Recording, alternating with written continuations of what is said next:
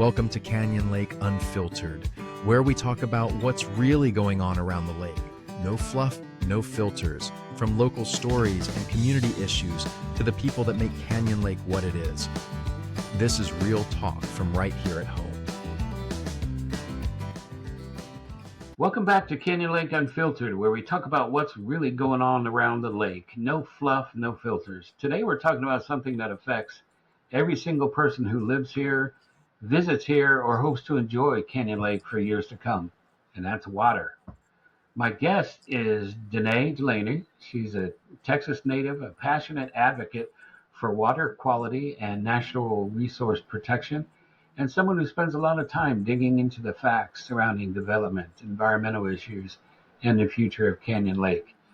Danae believes we can grow and develop responsibly while still preserving what makes the Texas Hill Country special.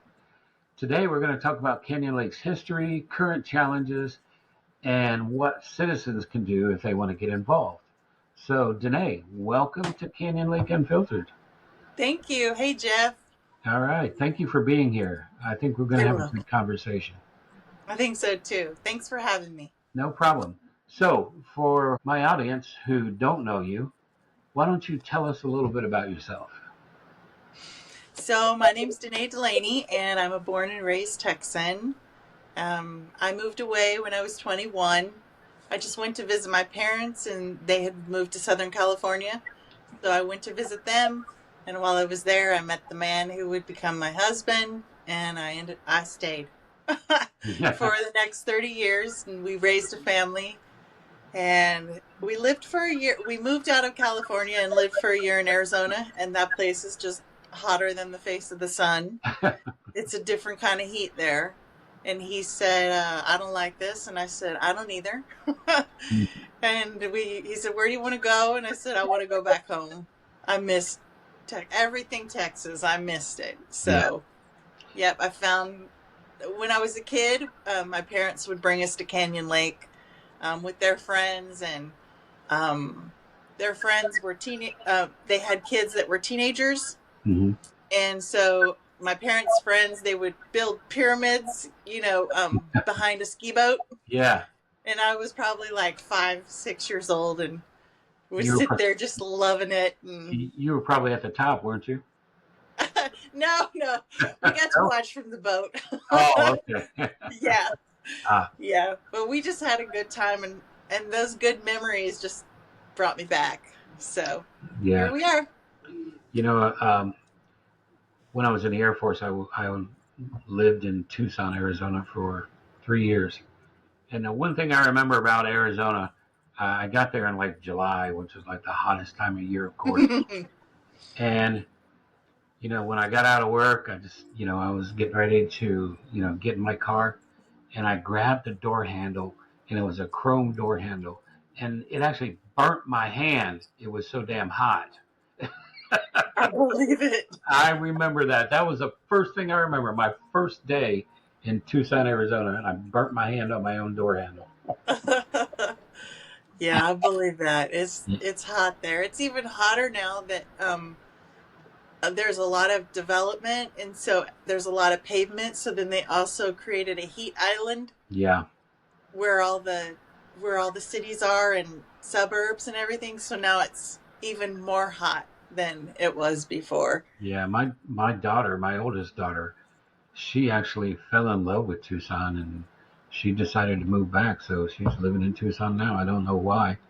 I guess she likes oven heat, I guess. I don't know. Yeah. Some people like it that hot. Yeah.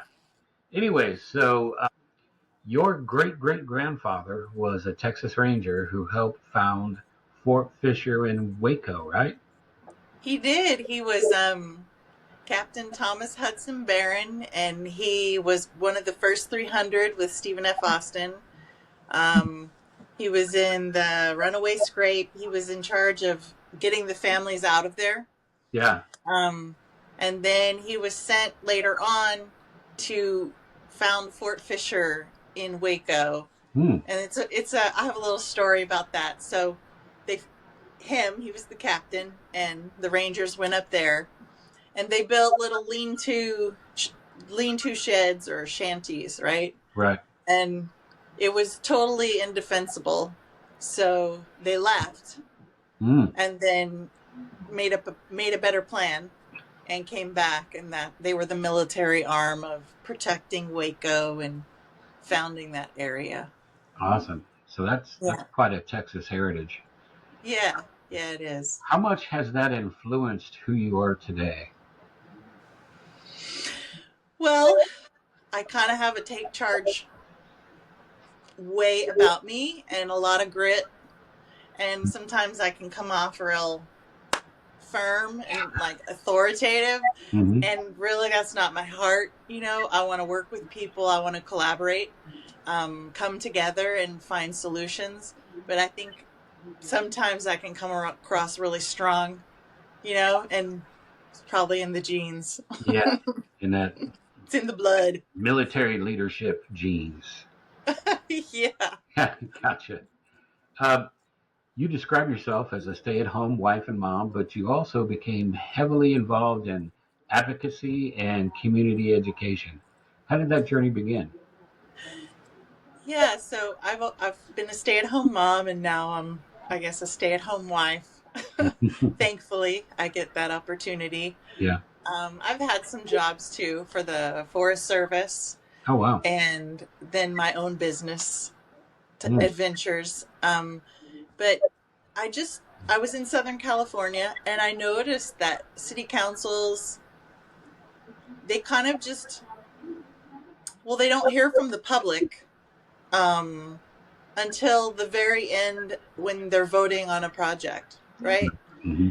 And so I started to actually meet with the city planners and talk to them about what I was hearing from the community, what they wanted for the city. Like one of the last orange groves, people really wanted that area preserved, and to try and find a way to work with the city to get that happen. There was like an old house from the 1800s with the orange groves, and so to just really try to find ways to work with the city and also to advocate for the people, because developers and builders, they will go in and advocate for their projects and things and have meetings all the time, but the community wasn't doing that. And so a lot of things get passed, and the community goes at the last possible moment to say, no, no, no, you can't do this, don't do this. And then it's passed, you know. Under, So I really found out that we need to start talking about things with the planners and the people who are making the decisions well before any project is going to be voted on or approved. understand. Yeah, it makes sense. I've done a little advocacy. I should do more, but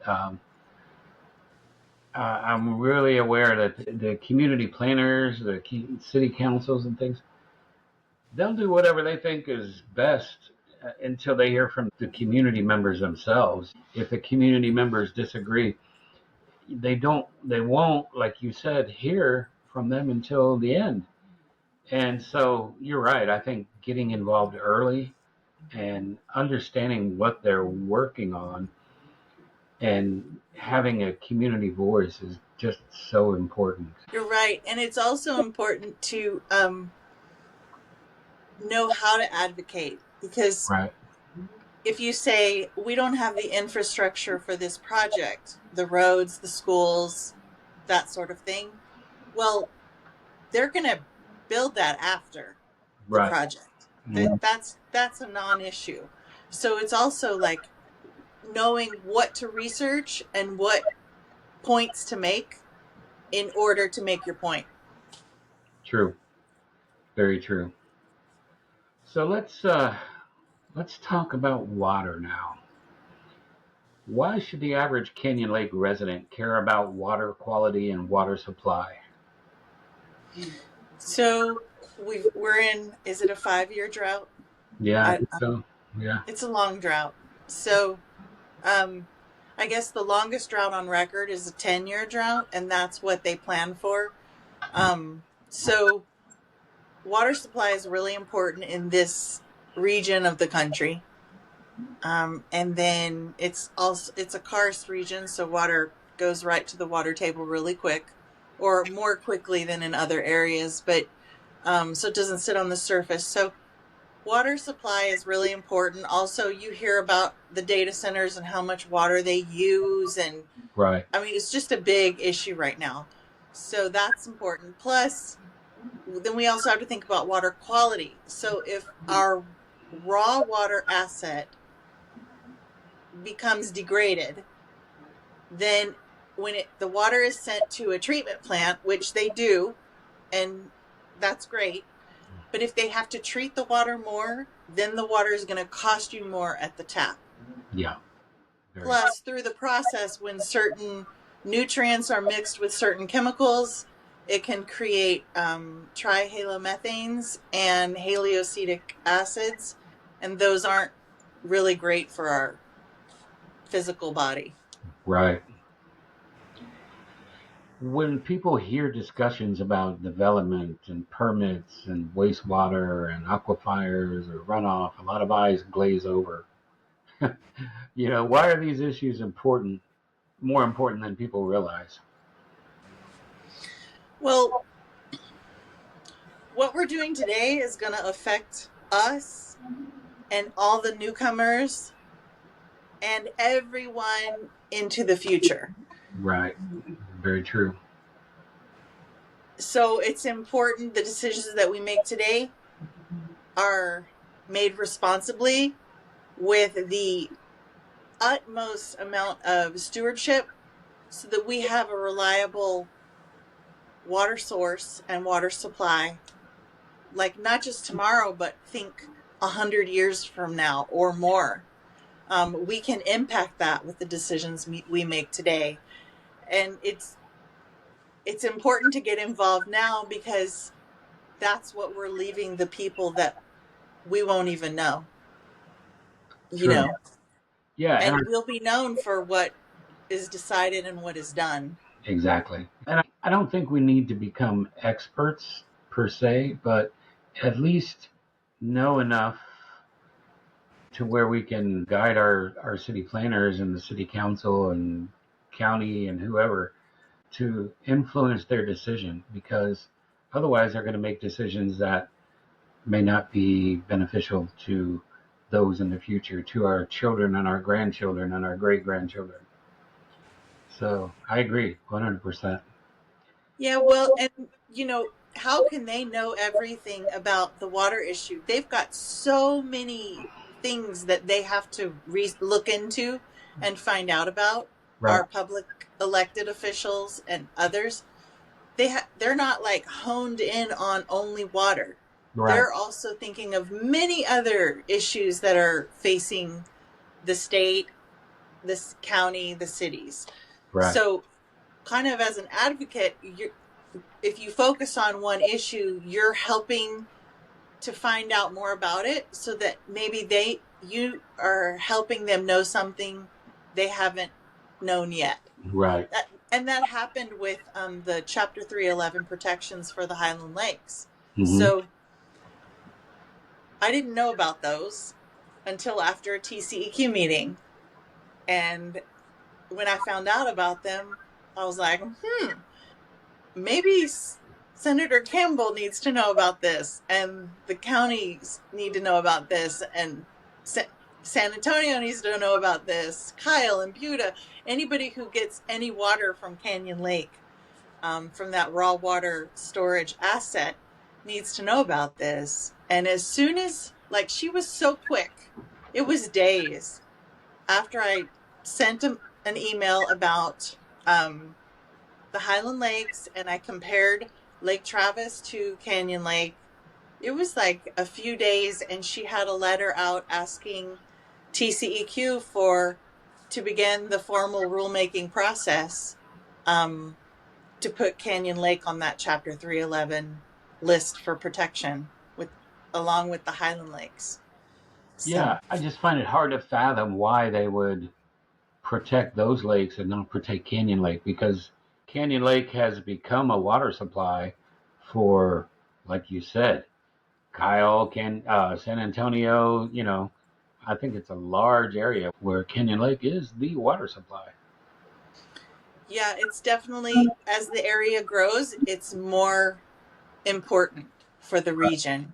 Yeah. And in 1986, it was actually before that, the early 80s, the the public in Austin really started to push for keeping Lake Travis clean, Yeah. keeping the raw water storage asset in Lake Travis clean because they didn't want to pay for more costs at the Mhm. tap water, Right. the water users, and also they didn't want to recreate in a green lake. Like, Yeah. there's a lot of reasons. So there was really a public outcry for protecting Lake Travis. So then the politicians, the governor, even local politicians too, got involved and started pushing for this. And so the governor set up a select committee. They researched everything about Lake Travis and the reasons for protection. And then in 1987, no, yeah, it was, no, 1986, it was 40 years ago, they protected Lake Travis and Lake Austin with the 311, Chapter 311 protections, which is a no wastewater discharge So into like no those no watersheds. no treated water or anything like that goes into those lakes. Yeah, goes into the lake or the watershed. Wow. So it's a ban on wastewater discharge, wastewater of any kind. So domestic wastewater, industrial wastewater, no discharge into the watershed, which is a great protection. It's afforded them. They have no measurable PFASs, forever Hmm. chemicals, in Lake Travis because of the protections 40 years ago. So then in 1989, they extended that protection to the other four lakes in the Highland Lakes. So all of the Highland Lakes are protected with those protections. And as we know, it doesn't stop development. Like, this is not a request to stop developers and builders from creating better communities in the area at all, because they've continued developing in the Highland Lakes for Yeah. 40 years. They They just just do it with better practices. yeah just need to use different technology.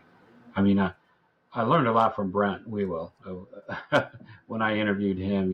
He talked to me about purple pipe and things like that. And I guess I've always been a conservationist, but I just can't see a reason why not.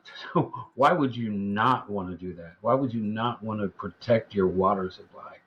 But that's Right, neither here nor because there. it's a win-win, right? Yeah. If you use purple pipe water reuse 100%, then we are no longer watering grass with tap water. So we're saving our drinking water supply. Yeah. And then we're also giving the effluent another way to be filtered. It's so win-win, and it makes so much sense. Plus in Austin they do things like clustering homes so that they save the trees, which Yeah. saves the soil and the whole I don't know much about land mitigation. Hmm. Brent knows somebody that knows about that, Yeah. and The whole water that's system. not my wheelhouse to talk about. But I Yeah. know that Austin does a lot of things to um, promote conservation, even with development, Hmm. sustainable practices. Exactly. Yeah. Sustainable practices. I think we've gotten away from that, and that's really hurting us. So, what are some of the biggest misconceptions people have about Canyon Lake's water situation? So about the water situation. Yeah. Oh, okay. Here's one. So that the effluent Hmm. being discharged into the tributaries and creeks that go into the lake, that effluent actually helps the lake level rise. Hmm. So studies were done in the 80s for Right. Lake Travis, and they found that there is no measurable difference if you add effluent, the wastewater effluent, treated wastewater, Yeah. to the watershed. There's no measurable difference in the lake level. So that's a misnomer or a misconception. Another misconception is that dilution is a solution. So if we have effluent and then it goes into a big body of water like Canyon Lake, Mhm. it'll dilute and then it'll be okay.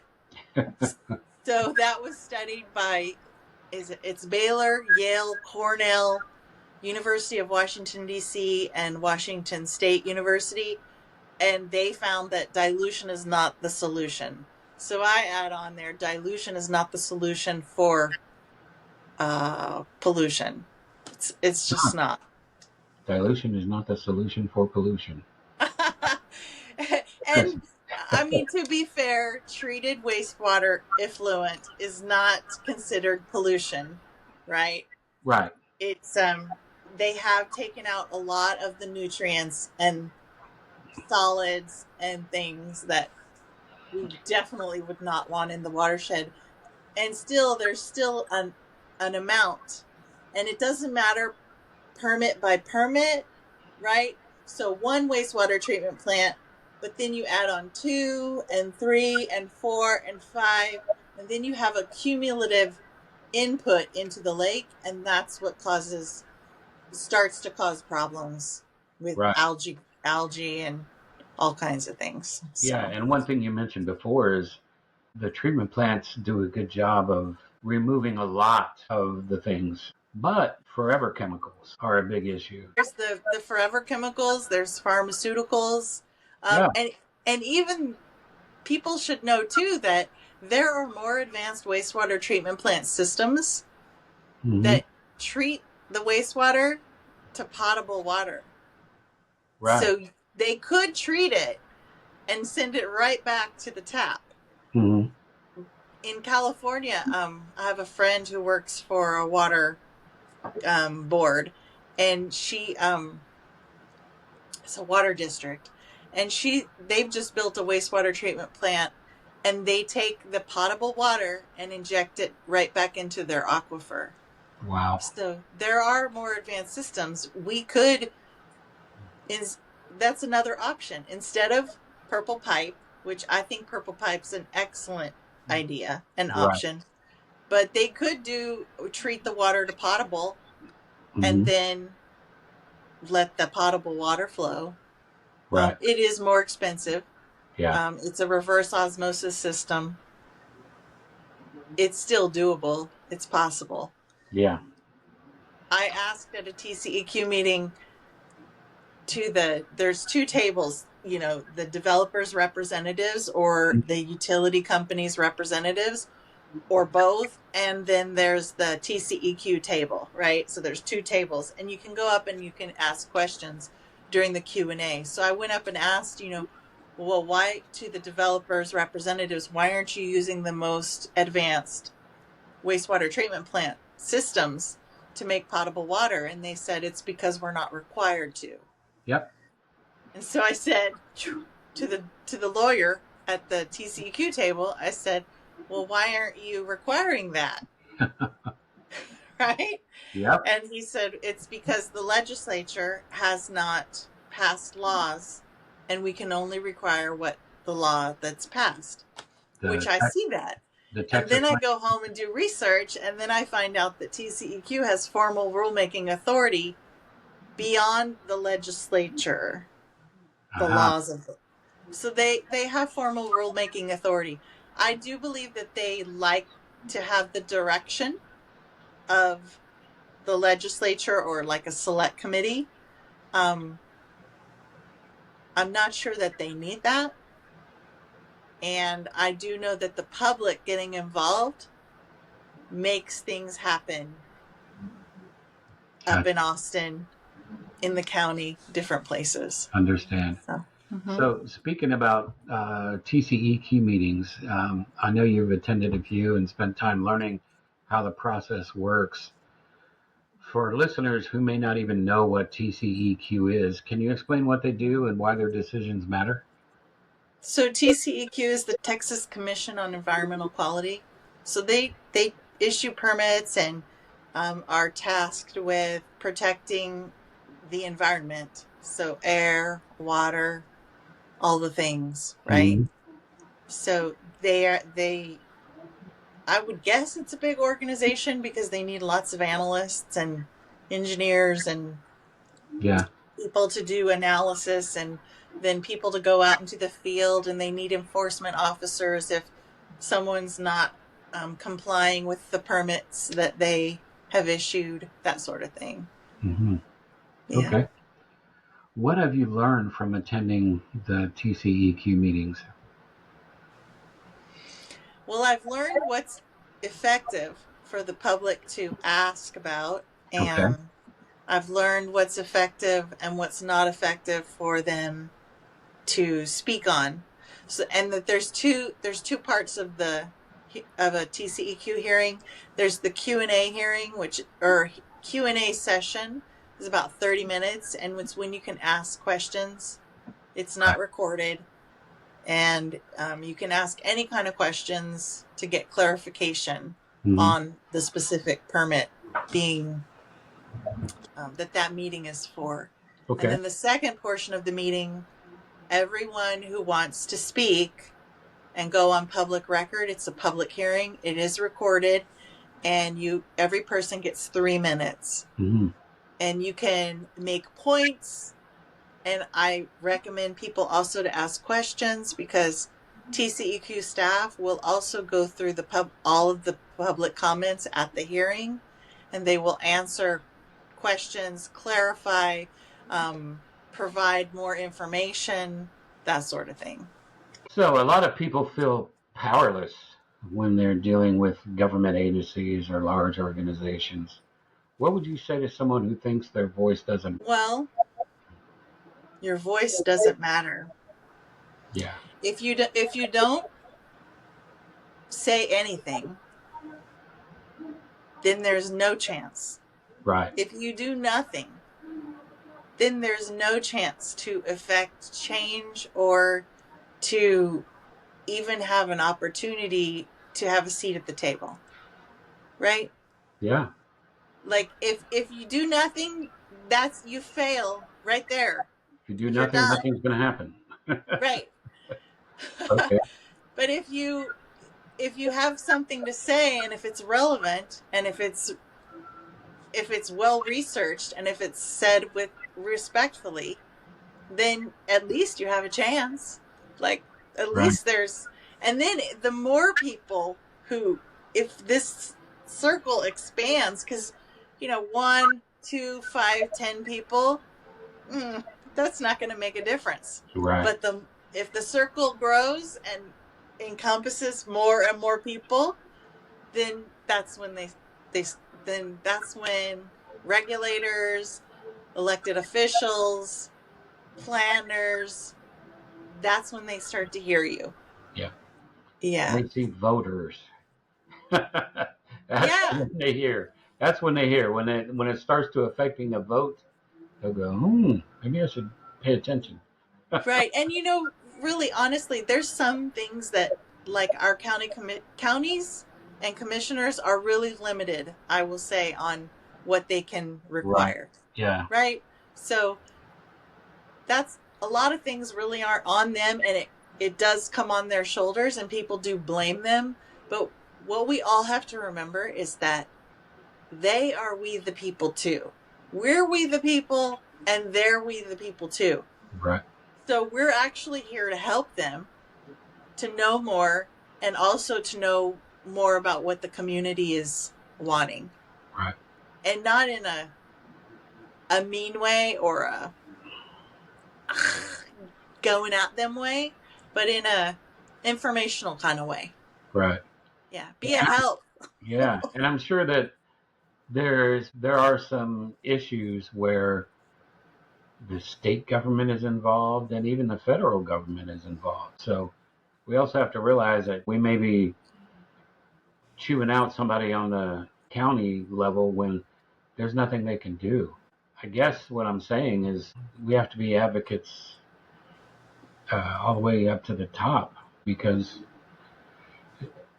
we may not get anything done if we just sit here and yell at a commissioner. Right. Yeah. Yeah. Yes. Everybody stop that, please. Yeah. No Yeah. more yelling at people or, sending mean messages. Stop. Yeah. Um, So, speaking of that, how can we as citizens become effective advocates without becoming confrontational?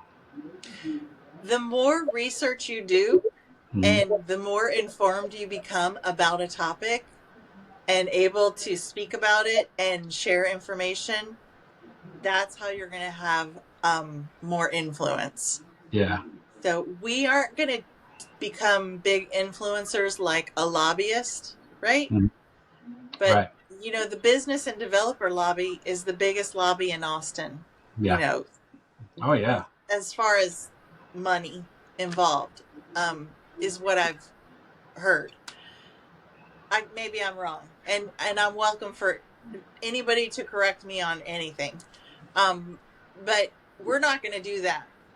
We could if we coalesced our funds, Mhm.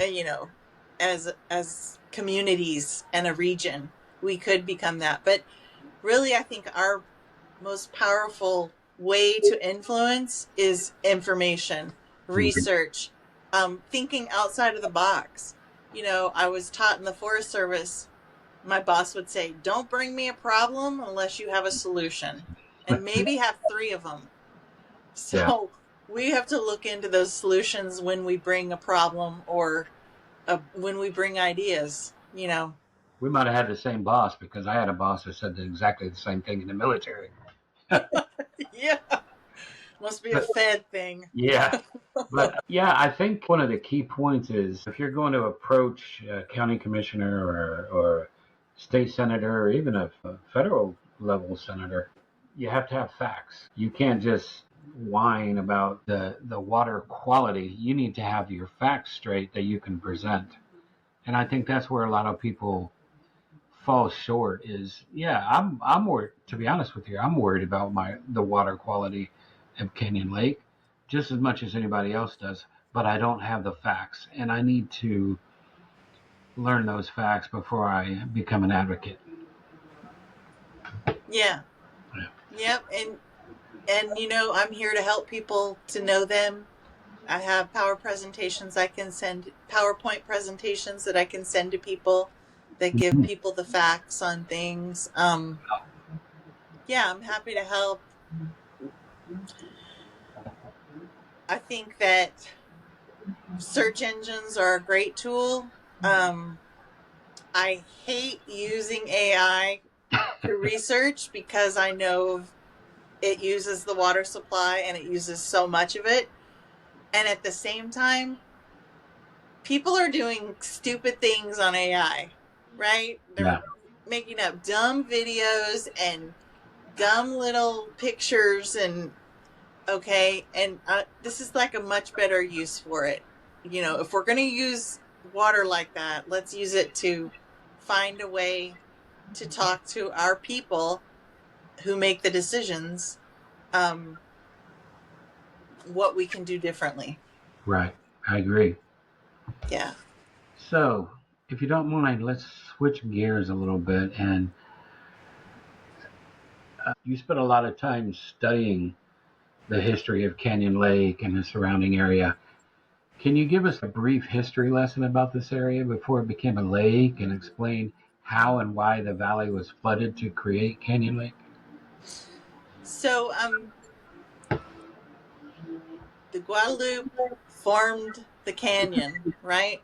Hmm. And so, where Canyon Lake sits was a canyon, and it's alluvial canyon, very fertile soil. So it was before it was a reservoir lake. It was ranching, and then people farmed for their own food. Okay. And then there were two towns, Cranes Mill and Hancock, in the canyon. And those towns they had a post office, they had churches, or church. They had the bank. They were real towns. The stores, probably a hangout place where everybody went to listen to music. I mean, I didn't live back then, and I haven't done a lot of research on the towns yet. But it was people's home. It was Right. people's land and their homes and their communities. So in 1945, Congress, because there was a flooding problem, big Mm-hmm. flooding problem through the canyon and down through New Braunfels and all, Mm-hmm. they enacted to create a reservoir to dam up that area for flood control and other purposes. So what you should also know, that was 1945. In 1944, the year before that, the funds were allocated by Congress for the recreation part of Canyon Lake. So Mm-hmm. when they say flood control and other purposes in 1945, they already knew in 44 that they had the funds for recreation, Mm-hmm. right? Okay. So, and I'm sure that they also knew that they were going to use some of the water as a conservation water supply pool. Right. But if you look at the historical documents from the U.S. Army Corps of Engineer, in 1957, the U.S. government gave GBRA the rights to the conservation pool. And then also in 1957, the Texas state, um, the state of Texas gave GBRA the rights to the conservation pool. So we knew that it was for that water supply asset was for municipal uses, industrial uses, and farming and ranching. Mm-hmm.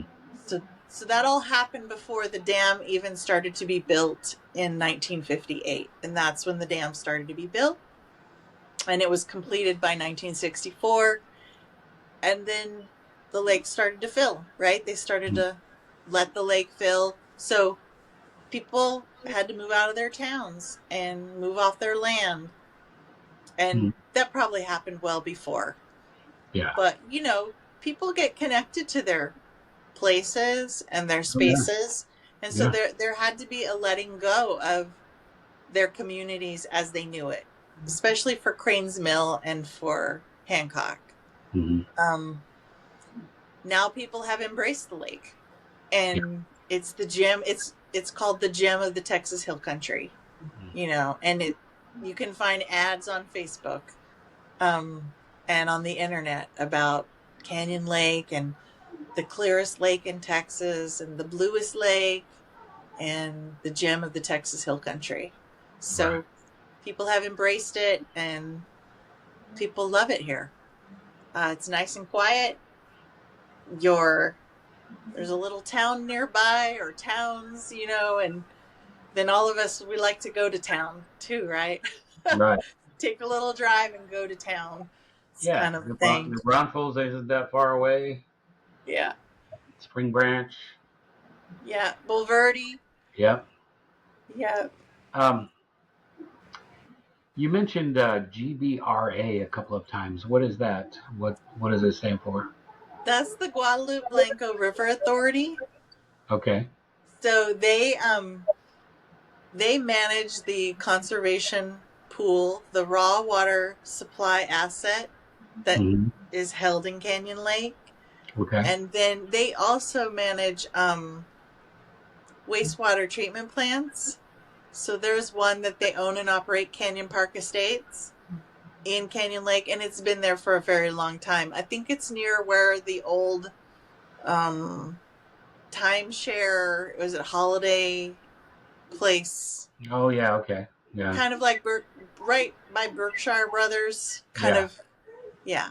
Hmm. So there's a wastewater treatment plant there that they own and operate, and they use Class A operators, which are the best operators, the most trained. So that's Mm-hmm. really a good thing. But that's kind of what they do for people, Yeah. their established purposes. Well, I don't know how old it is, but I would say that technology is not the newest technology that they're using in the water treatment plant as well, or maybe they are. I mean, do you have any idea? Yeah, I don't know. I would have to read the permits to find out. I mean, I have looked at their permits as far as the nutrient levels Mhm. that are permitted for their wastewater treatment plant. I don't really know what methods that they use. I just know that they are using it's called tier 1 water. Mhm. So that is the treated wastewater that comes out of their treatment plant will be tier 1 water. Right. Yeah. So that's actually not drinkable water. I mean, it's good, but it's not Right. tap water. Right. You wouldn't want to drink it for Yeah. sure. Yeah.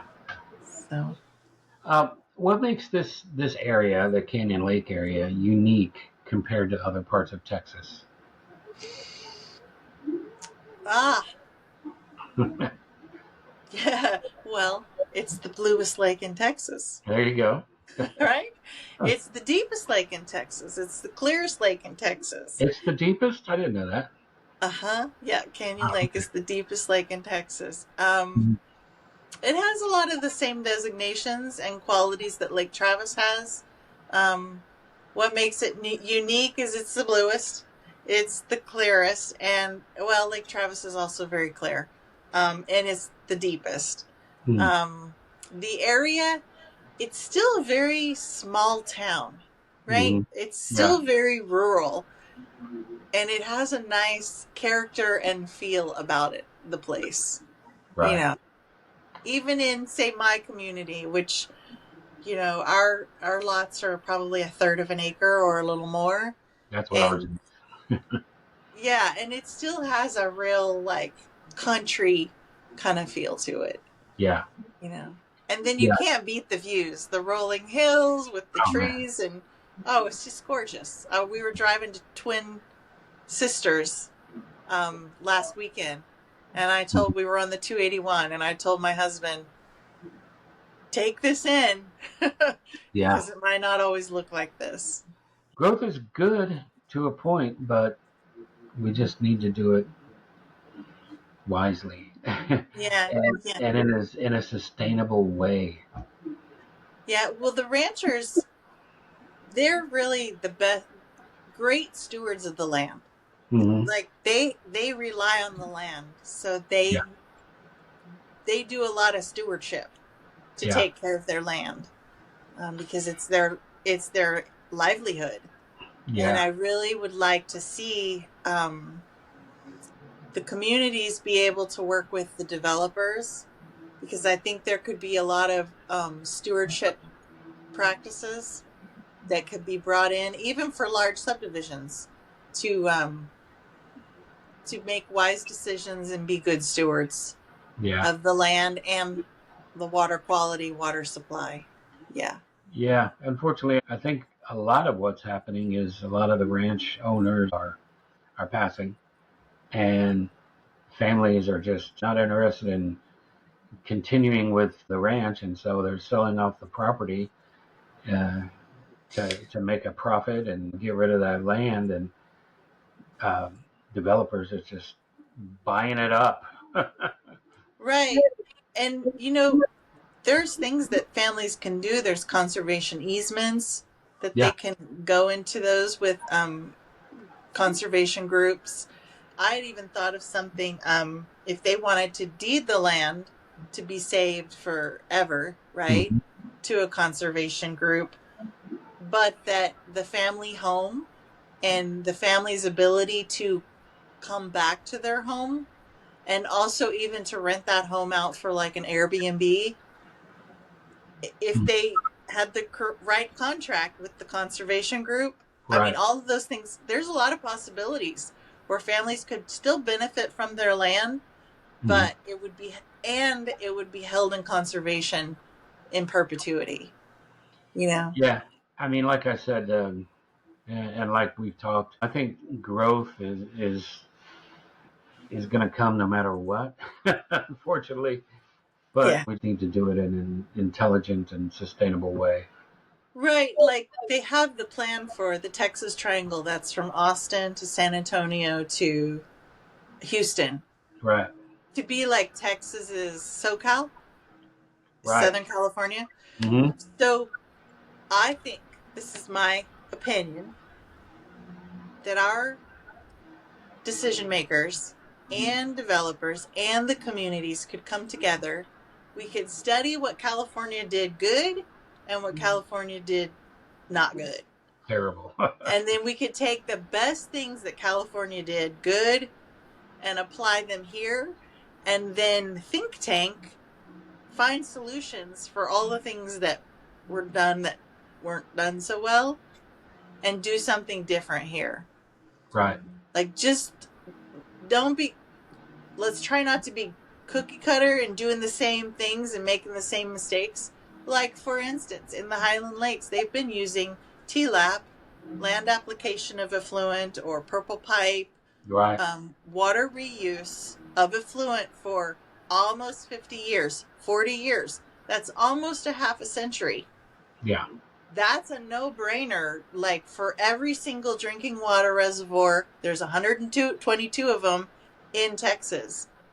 Yep. Like, let's just do that and Learn from improve what they've on done. that. Yeah. I mean, it's What not are like, we doing? yeah, it's not like it's uncharted territory. We've done a lot of this before, so we just need to continue. And for a long time, 40 Yeah, years is a long it's time a to be long doing something. time. I mean, shoot, that's my entire adulthood. So, fast forward 20 years. What would success look like for Canyon Lake? If we could think about Canyon Lake in 20 years, what would you think success would look like? I think success would be the people with the money, so the developers, having an ear open for the community, Right. see what's important for the communities that they are going to bring new people into, so that we can create communities that are cohesive, that have a respect for the place and Hmm. the people who are here now, and that also is sustainable and responsible for the future.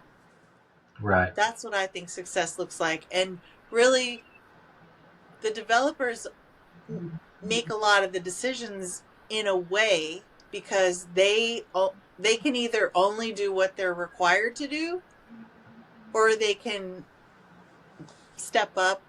Not step up's not the word. They can move innovation forward and do. I mean, of course, they'd be doing more than what's required. They don't. It's their land. They get to do what they want to with their land. And then at the same time, it's really important that everyone starts thinking, well, what I do with my land does and can affect other people and their land. Right. So how can I work cohesively with everyone around me to do something really good? Yeah. I'm all about community benefit. So a lot of things I do are just for community benefit. And I would just like to see the businesses and the developers even do more of that, because I'm sure they do some of that. I mean, can you imagine how much money $1 billion company probably gives in donations every year? Probably a lot. Yep. I would just like to see everything be more local, as far as the decisions they make, like take other people into account more Right. who are around you. So, what would you love your grandchildren or future generations to experience here that you enjoy today? Well, I would like them to experience something I enjoyed back in the day, Yeah. is the clear blue water of Yeah. Canyon Lake. Yeah. I think If that's ever we're not in a drought scenario and the lake fills back up, I would like that water to be like Caribbean blue.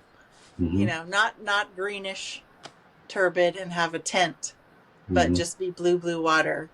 Um, I would like them to experience tubing down the river or Yeah. canoeing or whatever, Mm-hmm. and river rafting, that sort of thing Right. down the river. I did that when I was younger. And then today, you know, I would like them to experience how community comes together, because I feel that Canyon Lake is really coming together and really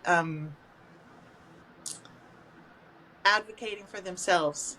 And people are starting to have events where it's a potluck. You know, Fisher Neighbors had a potluck, Mm-hmm. and everybody came and they brought dishes and everybody ate food. It was a great Sunday afternoon. Yeah. And then everybody supported Fisher Neighbors by joining in on the raffle items and bidding on silent auction items. So Fisher Neighbors was really able to make it a fundraising event, and the whole community came together for that. And I'd like to see that more and more. If local residents only did one thing after listening to this podcast, what would you want that to be? Okay, so I'm Give us the here's where order. we're going next. So I am putting together a formal petition, because anyone can petition TCEQ to begin formal rulemaking authority. Awesome. Anyone, any citizen. It just has to be done. All the steps have to be followed for them to actually look at it and decide if they want to do that. Mm-hmm. Okay? Yeah. So I've been writing and I'm putting together a formal petition. So on Monday from 10 to 2, I'm going to be at Cup Bearers Coffee, and I want Okay. everybody to sign. This isn't like a petition like change.org. The petition I have on change.org will be included in this formal petition to TCEQ, plus fact sheets, PowerPoints. It's going to be a whole packet of documentation for TCEQ to have the research and the reason to begin formal rulemaking. Mm-hmm. It'll include Senator Donna Campbell's letter to TCEQ. So you can come and sign this petition. I would like to get every resident in Canyon Lake to sign it. I start on Monday, 10 to 2 at Cupbearers Coffee. So that's the morning hours. And then or midday. And then on Wednesday, I'm going to be at the Thai Memorial Library. Mm-hmm. And am I going to be there? I think it's from 4 to 7. I'm going to post it on Facebook. I think it's like 4 to 7 for the people who maybe are working and can come after work, or even afternoon. They need that time. But I'm going to be at those two places, Cupbearers Coffee, the library, and I'll be there like ongoing. Sometimes I'll probably go to Kyle and Buda, San Marcos, New Braunfels. I Mm-hmm. have different people asking me to come. And I want everybody to sign this. The adults, the kids, I'm going to have crayons and markers. You know, a little baby can just make a mark on the paper. Just everyone to come and sign this formal petition for TCEQ. Where's Cup and Bear's coffee at? Cup Bear's Coffee is across from Berkshire Brothers Okay. and McDonald's. Okay. All right. Yeah, turn it Cup Cup Bear. Bearer Coffee. Yeah, come sign the petition. You can read the packet. You can get more information. I'll probably have like my PowerPoint up so people can scroll through that. You can buy a coffee, a tea, whatever. Support the owner there, because she just lets me come in and do my thing. Right. So Okay. yeah. One more thing about the water situation here. Um, it seems like politics gets in the way sometimes. How can we avoid that? Because you know as well as I do that politics just seem to seep their way into every single thing that we're doing, and I think it's totally unnecessary, in my opinion. How do you think we get by that or get through that, work ourselves through that? So think of it this way. So I'm a conservative, if that's a buzzword for you, I'm a conservative Right. conservationist. Right. So it's a weird blend. It's like, right? Politically. So Yeah.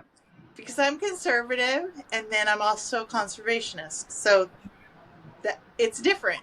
Um, think about this. If you want to get political with water, everybody needs water. It, in 3 days, if you don't have water, you don't live. Right. So it's really a life thing. It's not a politics thing. Right. Po- political powers that be use issues in order to get votes, Yep. right? So it can be made political, but it's really apolitical. Everybody needs water. Your Yeah. body is made of water too.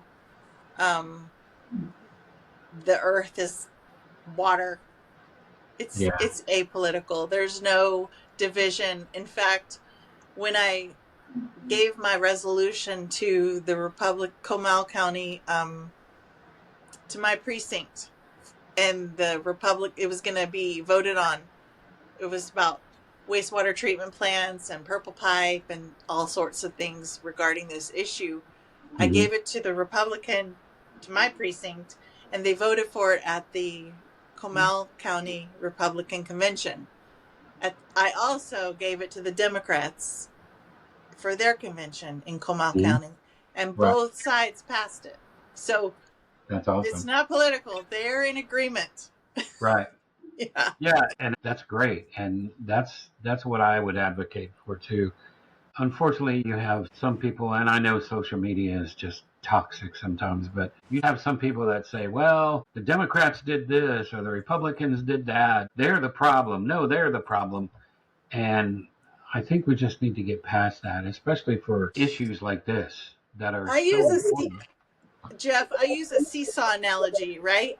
Yeah, Democrats are on here and Republican, and they're pushing off the issues to get yeah, high, I know. to get on the high side. It, And it's really, all we could about, just come to the middle and kind of, you know how you teeter and you yep, keep on your both on your toes, and yep, then come to the middle and just stay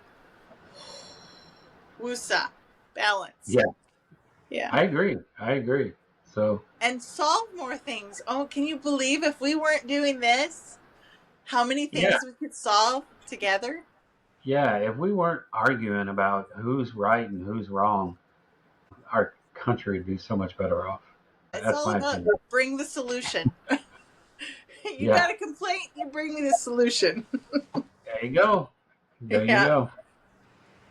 Okay, well, let's lighten things up a little bit now. I Okay. appreciate all the information that you've given so far. I think it's great. But Thanks. you mentioned that people might be surprised by your sense of humor.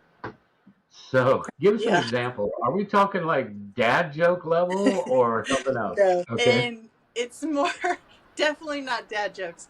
It's more No. like I'll more Eddie Murphy, not quite to his extent, but I'll throw in an F bomb now and then just to make it a little more funny.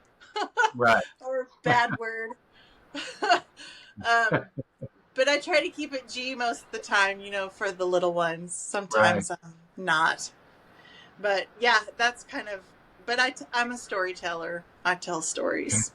So, What and would your it's friends usually say? stories about myself, Yeah. because I can be a little bit silly and goofy. And so a lot of funny things happen to me. Really funny things. So, What would your friends say is the funniest thing about you? phew, these are hard questions, Jeff. I don't just probably that funny, silly things happen to me.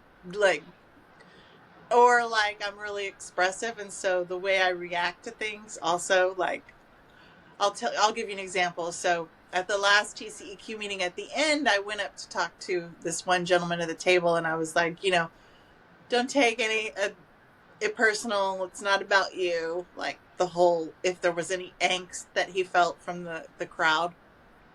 and also from me, the way I can come off sometimes. Hmm. And so I was talking to him, and I was telling him all about, if we could talk to Mr. Lennar Holmes, and if we could create communities that are cohesive. And I'm just kind of giving him my ideas. And then this really tall man comes up, and he kind of comes in. He's like, "Hey, I'm Mr. Lennar," and his so I was talking, and I said, "Nice to meet you," and I shook his hand, and then I went back to talking to the other person, Uh-huh. and then all of a sudden, like mid sentence, I'm like, "Oh my god, this is Mr. Lennar!" So I look at him, I'm like, "You're Mr. Lennar, like Lennar Holmes?" Anar And he, Holmes? yeah, and he was like, we all busted up laughing because he was like, "No, I'm Mr. Leonard." But I was talking so fast, and I was, sharing stuff with the other guy, that I didn't hear the D at the end, and then Yeah. all of a sudden, it was so funny. So, just little goofy things I do like that. Okay. All right. Yeah. I like it. It was So, not Mr. Lennar Holmes, no. yeah. All right. So, to finish this out, I like to do like a rapid fire round where I just throw things at you and you just give me what comes off the top of your head. All Okay. right. All Okay. right. So, Ready. Texas barbecue or Tex Mex? Always Texas barbecue. The Yes. Tex-Mex tacos are really good, but I'll go with the barbecue. What's your favorite barbecue place? Cooper's, Cooper's? Where's that at? New Braunfels. What is it? The 337. It's off the 337 in Oh, New okay. Braunfels.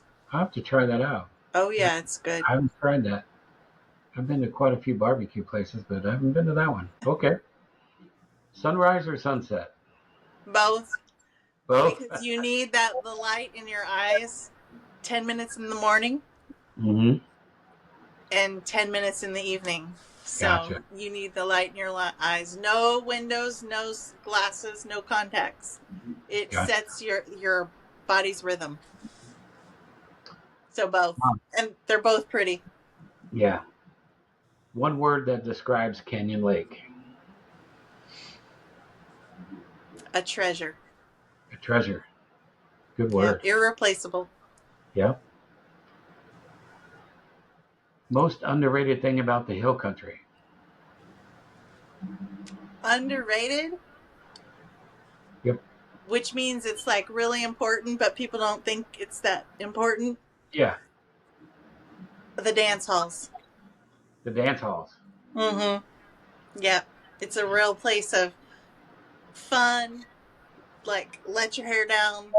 Um, just go and enjoy watching the people, or doing the dancing, or listening to the music, watching the performers.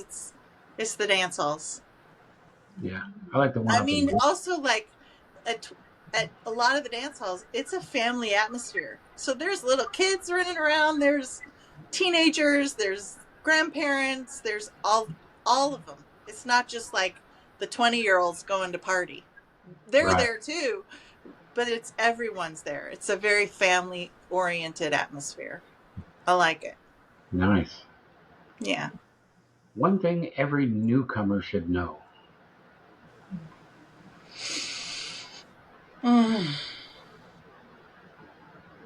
Every newcomer should know. Yeah. Don't be cutting down your oak trees. That's true. You better keep your oak trees. Yes. And and your lights on your house, point them down. Yeah. True. Like, they don't need to be out. Point those lights down. Yep. So, where can people find you if they want to learn more or get involved? So you can find me on Facebook, Danae Delaney. Mhm. I post in all of like 10 groups. Maybe once or twice a day. Sometimes if I have a lot of things that are important, I'll post a little more, but I try to keep it to 1 to 3 times, and maybe not every day. So Right. you can find me on Facebook. You can message me there. You can also find me on Monday at Cupbearer Coffee across from Mhm. Berkshire Brothers from 10 to 2. And then this Wednesday, Ty Preston Memorial Library, I think it's from 4 to 7, Okay. to sign that petition. But if you contact me on Facebook through Messenger, I'll reply, and then I'll hook you up with the group, because we've got a lot of things going, and then people come up with more ideas of what things we could do. So lots of things are happening, and Awesome. get involved. Come on, come on. You don't have to be a public speaker. At meetings, you can write letters to the editor. You can write op-eds. You can make phone calls to different city council members at the different cities, or to different commissioners at the different counties. There's 4 counties that we want to target. So you don't have to get up in front of a meeting and speak. There's other things to do. So call me, message me. Okay. Yeah. Well, Danae, thank you for coming on the show and sharing your knowledge, your passion, your vision for protecting Canyon Lake and the Texas Hill Country. And You're thank you to welcome. Yeah. everyone. Yeah, thank you to everyone listening. If you Yeah. enjoyed this episode, please subscribe, follow, and share with your friends and neighbors. These conversations matter, and the more informed we are as a community, the better decisions we can make for the future of Canyon Lake. Until next time, this is Jeff with Canyon Lake Unfiltered. Keep asking questions, keep seeking facts, and keep Canyon Lake beautiful. Thank you again, Danae. You're welcome. Thank you. Bye-bye. Bye.